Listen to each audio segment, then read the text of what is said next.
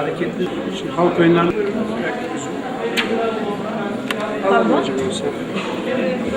böyle alan için olmasın.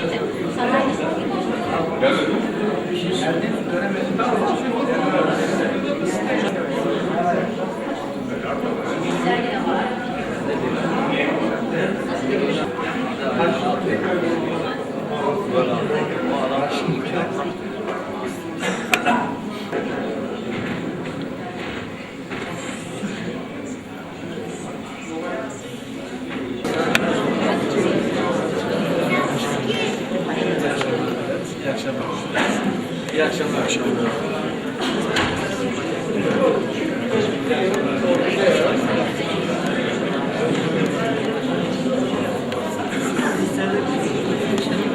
Bana basın.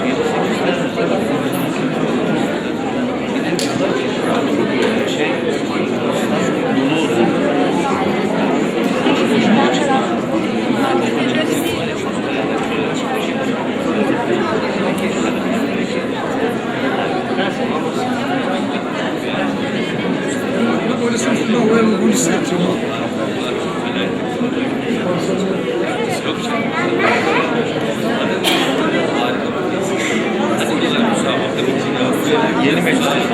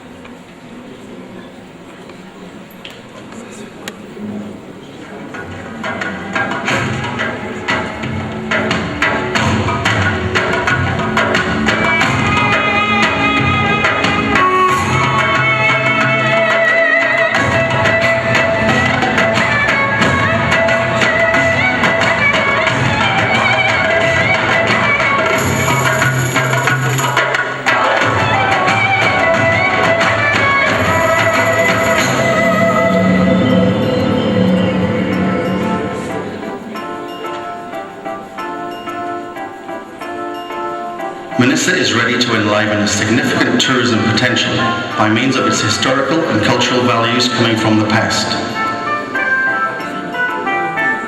Manisa hosts throughout the history many civilizations along with mythological stories and fat lands. It continues economical activity with its agricultural potential, its factories established in both the agricultural industry and organised industrial zone, as well as its products exported to countries throughout the world. The history of the region dates back to 25,000 years. The Hittites, Akkadians, Phrygians also lived on this geography. However, Lydians left much deeper marks. Then the Persians and Macedonians have passed and gone. The capital city of Lydia Kingdom, which coined money for the first time in history under the guarantee of state, is the Sardis city, located within the borders of Salihli district. Again in a region of this district called Bintapella, tumulus and kind graves were found as carried from the term of Lydians. The gymnasium complex and synagogue, which were found during the digs in Salihli, are those we know to be left from the Great Rome.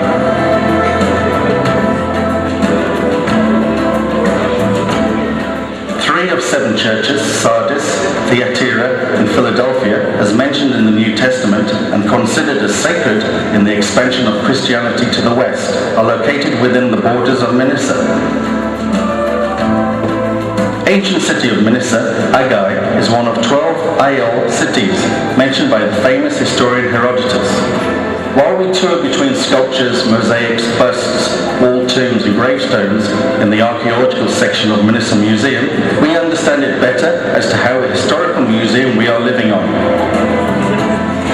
During the Ottoman Empire, Manisa became an important centre where the Ottoman princess gained sultanate experiences under Saruhan nci. As we learn very well from history, this is the place where famous sultans passed initial tests. 16 princes, including Murad II, Mehmed the Conqueror, Suleiman the Magnificent, Selim II, and Murad III, had performed here as the governors of ensigns and then have become sultans. Theological schools, lodges and libraries were built as it gained actual identity during the term of Ottoman Empire. And Manisa was turned into a culture and education centre. It gained reputation as the city where the candidate princes were trained to become sultans. Manisa witnesses a living culture with its caravanserais, baths, fountains, Muradia Mosque and Complex, Great Mosque of Manisa, and certainly the Sultan Mosque and Complex.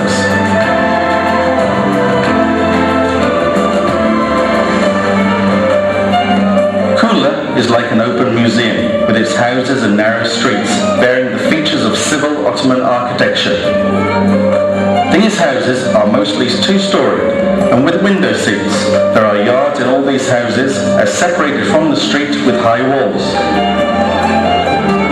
And who knows who may have left their footprints, pleasures, pains, even loves on these yards. Traditional occupations, handicrafts tend to be lost slowly. However, you may find traditional motifs on carpets woven with natural dyed wools by the women of Manisa with passion. Another handicraft is felt production, which makes everyone think and be amazed. Saddles are manufactured by the calloused hands of craftsmen, but it is not possible to estimate how long these saddles can resist against time. Another craftsman engages in ironwork. It is impossible to avoid from being impressed to see those people making efforts to survive by brandishing hammers in front of fire and forming the iron with the strength of their fists. No one knows why, but maybe the fellows in Kula have been inspired by these voices. And this is such a music piece that it is the atmosphere of the Aegean, as colourful, lyric and living as life.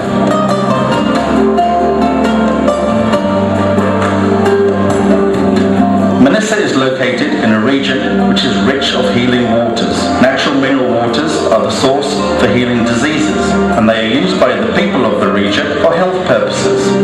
Examples include Kurşunlu and Sardis spas in Salile, Hisar and Sarıcık spas in Demirci, Menteşe spas in Soma, Emir spas in the district of Kula and Turgutlu Uganlı spas.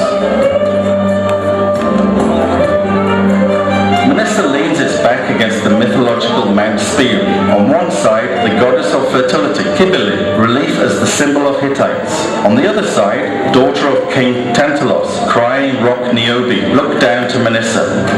Multicolored flora, the ponds, loose horses, all at once become a part of your passion for freedom. Mount Spiel is the homeland of Manisa tulip, also called the Anemone, and the mount hosts hill climbing, trekking, paragliding as favourite activities of recent years. When Mount Spiel is in question, we should not fail to mention Manisa Tarzan Ahmet Bedevi. Manisa Tarzan spent his life on Mount Spiel and devoted himself to the nature. He is the first environmental artist of Turkey. The trees he planted paint Spiel and Manisa to green. Gediz Savannah is one of the most fertile lands of our country, and with the addition of suitable weather conditions, rich vegetation production, diversity becomes available in Manisa. Definitely, the most well-known product of the region is grape. You may see bunches of sultani grapes in the grapevines, each with distinct fertility and taste. Manisa is the second in seedless raisin production throughout the world, and it is a significant production centre in Turkey. Manisa is also above the world average in cotton production with regards to productivity and quality. Another product which is known to be produced in this region since the ancient times and which have become the symbol of Manisa is olive. Olives produced in Akhisar for consumption are of quality sought by the counties throughout the world. Manisa has an important place in the production of olives and olive oil.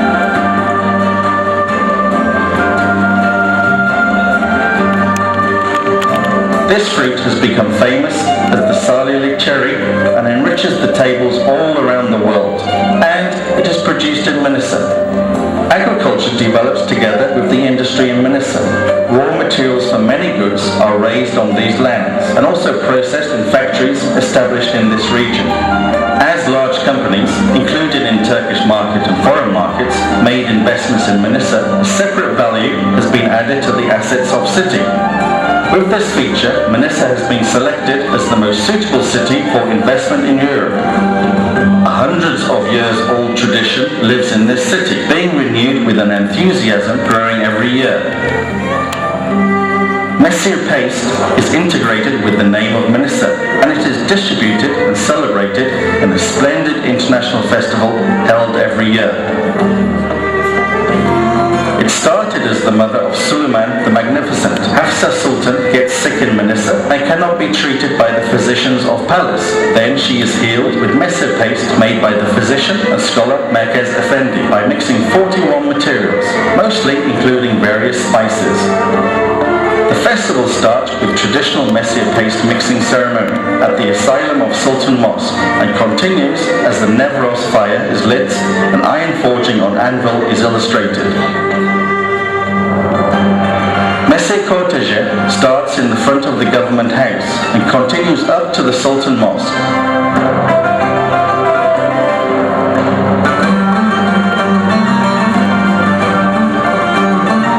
Here, the ceremony in which Hafsa Sultan grants title to Merkez Efendi is illustrated, and the festival reaches its peak with the distribution of mesir pastes to the public.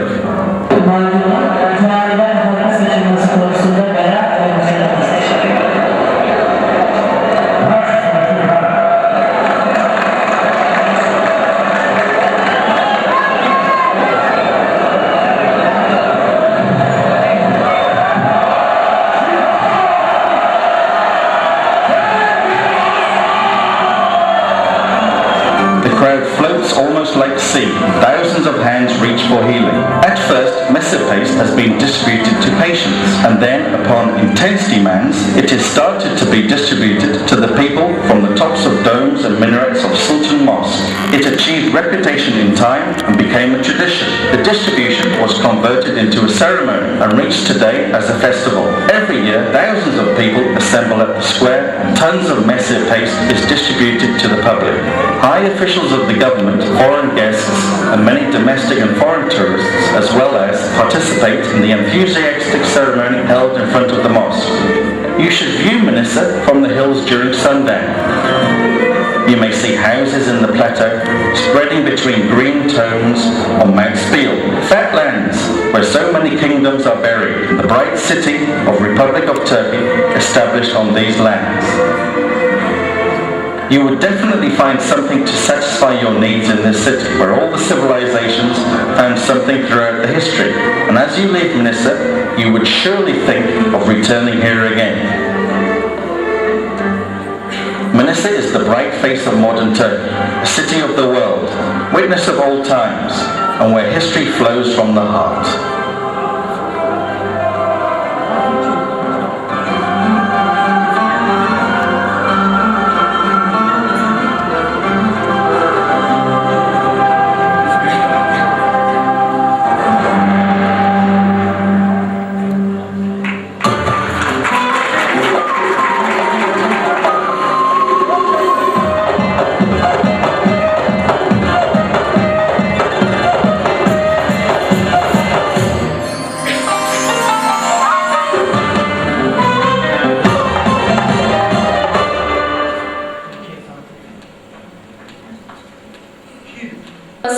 Ve değerli basın mensupları, 467. Uluslararası Manisa Mesir Festivali ve Nevruz Bayramı çerçevesinde düzenlenen Kültürüyle Manisa adlı programımıza hepiniz hoş geldiniz. Honorable Governor, honorable guest ambassadors and mission principals, honorable valuable guests and press members, we want to welcome all of you to our program called Manisa with its Culture, which is held for 467th International Mesir and Nevruz Festival.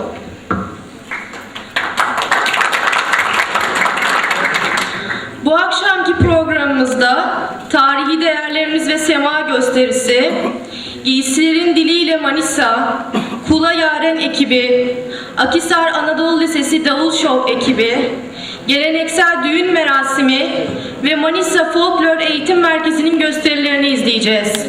In our program this evening, we are going to watch our historical values and sema performance, Manisa through the language of clothes, Kula Yaren Group, Akhisar Anatolian High School Drum Show Group, Traditional Wedding Ceremony, and Manisa Folk Dance Training Center's Dance Show. Mesir Festivali, Manisa'nın en önemli geleneklerinden biridir. 467.si kutlanan ve her yıl büyüyen bir coşkuyla yenilenen yüzlerce yıllık gelenek bu şehirde yaşıyor. Paylaşmanın, birlik ve beraberliğin, geçmişle geleceği buluşturmanın simgesi. Halkımız şifa bulur mesir macunuyla. Gelenekler taşınır bugünlere ve bugünlerde yaşayan kültürler buluşur Manisa'da. Mesir Festival is one of the most important traditions in Manisa. Mesir Festival will be celebrated for the 467th times this year. This tradition, which is repeated with growing enthusiasm every year, is living for centuries. It is the symbol of sharing, unity and togetherness, bringing past and future together. Our people heal with Mesir, and this tradition is carried on today. People heal with Mesir, and this tradition is carried on today's. Cultures, which is living nowadays, meet in Manisa. UNESCO 2007 yılında Mevlana yılı seçmiştir. Manisa'mızda Hazreti Mevlana tarafından bizzat Mevlevihane kurulmasıyla sancağı verilmiş ve ziyarete açılmıştır. This year, 2007, is declared as Mevlana's Year by UNESCO. There is a Mevlevihane which has been opened for visit in Manisa, whose flag was given by Mevlana himself. Şimdi sizleri yüzyıllar öncesi Manisa'sına taşıyacak, geçmişten günümüze esintilerle baş başa bırakıyorum. Now, you are going to watch a performance which will take you to the past.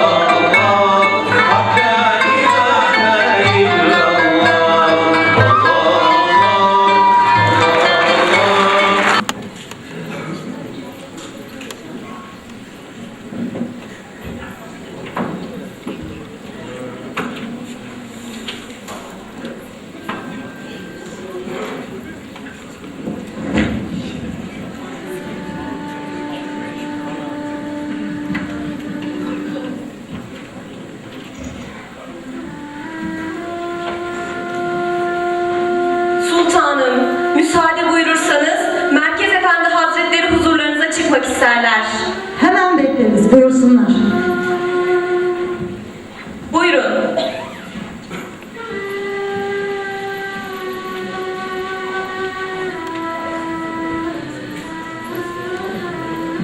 Doğa ve himmetinizle yoğurup gönderdiğiniz, adına Mesir dediğiniz macun ile maddi manevi şifa buldum. Berhudar olun.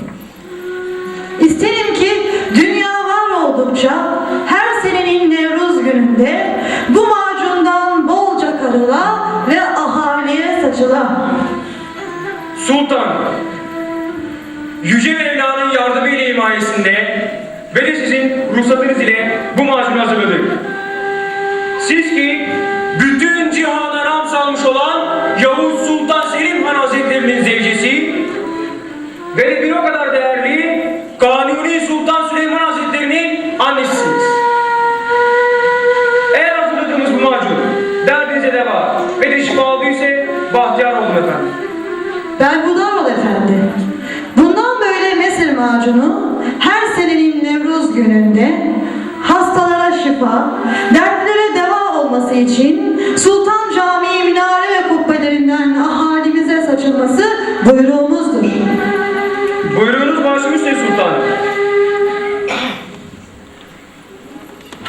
Efendi Hazretleri, Mesir macununun ahaliye saçılması için beratımız ve ruhsatımızdır. Hayırlı olan. Beratınız başım üstüne sultanım. Sultanım, müsaadeniz olursa oğlunuz Kanuni Sultan Süleyman Han huzurlarınıza çıkmak isterler. Gelsinler. Buyurun sultanım.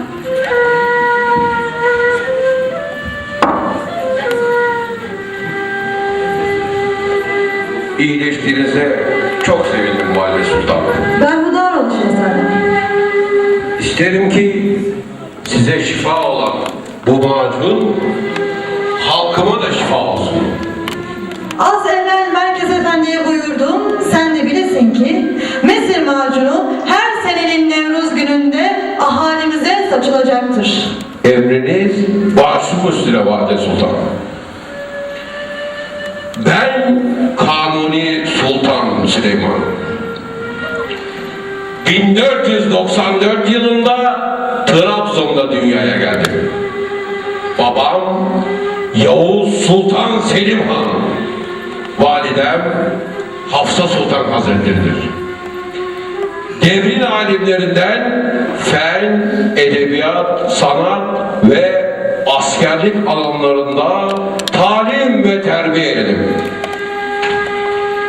Yeme, içme gibi arzulara hiçbir zaman itibar etmedim. Günlerimi daha çok fetih planları yaparak, avlanarak ve silah talimleriyle geçirdim. Tahta çıktığımda ilk iş olarak yeni kanunlar çıkardım. Halkımın kanunlara uygun olarak yaşamasını sağladım. Bunun için de ismimin başına Kanuni sıfatı getirildi. Batılılar beni muhteşem Süleyman olarak herkes böyle bildi. Ben Kanuni Sultan Süleyman derim ki nesne yok devlet gibi.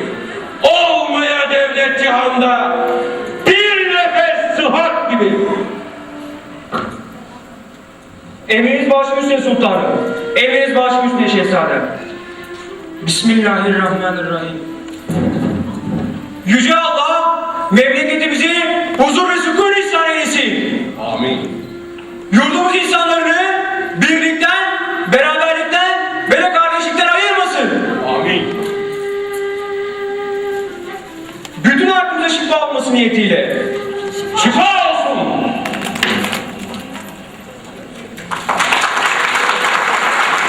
Ova ve ovanın orta yerinde bir dağ, Sipil Dağı. Geçmişiyle koca bir tarihi hazinesi, günüyle huzurlu bir nefes gibi Manisa. Tanrılara ilham olmuş, krallara tahtlar kurmuş, kucağında şehzadeleri uyutmuş bir şehir. A plain in our told in geography, a mountain in the middle of the plain, Spi Mountain. Manisa is a place whose past is a great treasure and day is like a peaceful breath. Manisa inspired to gods, enthroned to the kingdoms, loved the princess in its arms. Huzurlarınızda Sayın Operatör Doktor Fahrettin Er'in koleksiyonu ve moda tasarımcısı Sayın Taner Güzey'in sunumuyla Giysilerin Diliyle Manisa adlı defile sizlerle. At this moment, you are going to watch through Operator Dr. Fahrettin Er's collection and fashion designer Taner Güzey's presentation in Manisa through the language of clothes.